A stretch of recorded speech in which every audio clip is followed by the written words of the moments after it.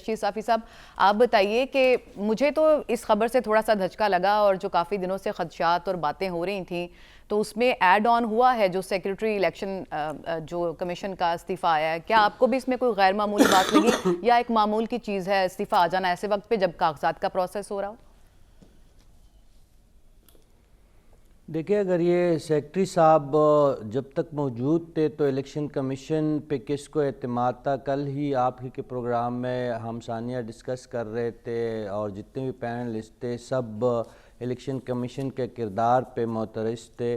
تو اب اگر وہ سیکٹری صاحب خود بھی فرما رہے کہ وہ ناسازی طبیعت کی وجہ سے اپنی ذمہ داریاں پوری نہیں کر سکتے، اور سلمان غنی جیسے کریڈیبل صحافی آپ کو بیٹھ کے بتا رہے کہ الیکشن کمشنر صاحب کا بھی یہی کہنا ہے کہ وہ طبیعت کی خرابی کی وجہ سے اپنی ذمہ داریاں نبھانے سے قاصر ہے، تو ہمیں اس بات پہ تو فی الوقت اکتفا کرنا چاہیے کہ ایک انسان ہے، وہ بیمار ہو سکتے ہیں، وہ کسی مجبوری کے تحت اپنی ذمہ داری نہیں نبھا سکتے. میں اس سے تھوڑا سا بڑھ کے آپ کو اگر ایک دوسرا نقطہ میں یہاں پہ اٹھا لوں، اگر یہ جو الیکشن کمیشن پہ جس بڑے پیمانے پہ بد اعتمادی ظاہر کی جا رہی ہے، اور خصوصاً ایک جماعت جو ہے وہ بالکل جو ہاتھ دھو کے پیچھے پڑی ہوئی ہے الیکشن کمشنر صاحب اور ان کی ٹیم کے خلاف، اور نہ صرف پاکستان کے اندر بلکہ اکانومسٹ جیسے بڑے اخبارات میں ان کے خلاف لکھا جا رہا ہے.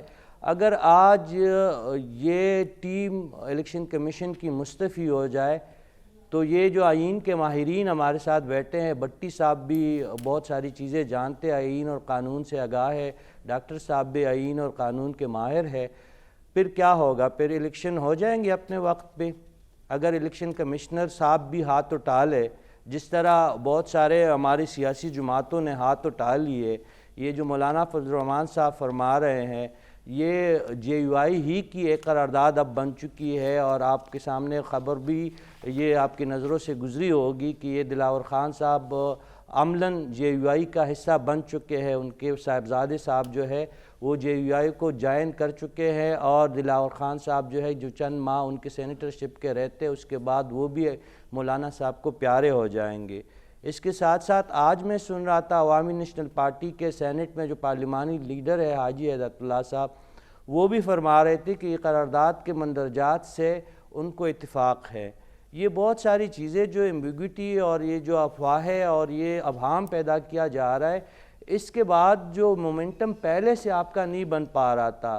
ان جماعتوں کو چھوڑے، آپ اس پہ شاید آپ دوسرے اس میں اپنے پروگرام کے حصے میں بات کریں گے، جو دہشت گردی کا جو معاملہ ہے ہم ان کو ایک سائٹ پہ رکھتے ہیں. جو بڑی جماعتیں ہیں جن کو بڑا زغم ہے، جن کو یہ خیال ہے ایک جماعت کو کہ ان کو لایا گیا ہے اور ان کو اقتدار سونپا جا رہے، ان سے تو اپنی امیدوار فائنل نہیں ہو رہے. سب سے زیادہ دباؤ میں تو وہ جماعت نظر آ رہی ہے مسلم لیگ نون. ان کو کیا مصیبت پڑی ہوئی ہے؟ اچھا چلے مسلم لیگ نون ہی کی بات چھوڑ دیجئے گا، بلاول بھٹو زرداری صاحب جو لاہور میں اور گھر میں گھس کے مارنے کی جو دھمکیاں اور تڑیا لگا رہے ہیں، ان کی جماعت کی سندھ میں صورتحال دیکھ لیجئے گا. ان کو امیدوار سندھ سے نہیں مل رہے اور وہ چل پڑے ہیں پاکستان کے سیاسی دارالخلافہ لاہور کو فتح کرنے کے لیے.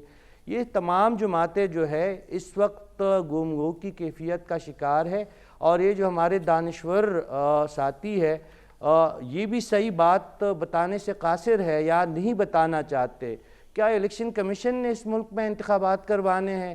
کیا دلاور خان کو یہ اختیار ہے کہ وہ الیکشن کروائے یا رکوائے؟ یا صادق سنجرانی اس قابل ہے کہ اس ملک میں وہ انتخابات کروائے یا رکوائے؟ یہ تمام چیزیں جن سے پوچھنے کی بات بنتی ہے، کوئی ہمت کر کے تو بتائے. مجھ سمیت کسی میں بھی ہمت نہیں ہے. ہم جو اشاروں کے ناؤں میں بات کرتے ہیں اپنے سننے اور دیکھنے والوں کو مزید کنفیوز کرتے ہیں، تو کیوں کرتے ہیں؟ یہ جو بڑے بہادر ہم بنتے ہیں، یہ جو بڑے دبنگ تجزیہ کار جو ہم بن جاتے ہیں، اور الیکشن کمیشن کی ہی مین ذمہ داری ہے الیکشن کو کرانا، تو ہمیں سوال بھی انہی سے پوچھنا ہے، ان کی کارکردگی کا انالیسس بھی انہی کا کرنا ہے. رشید صافی صاحب، آپ کا پوائنٹ آ گیا.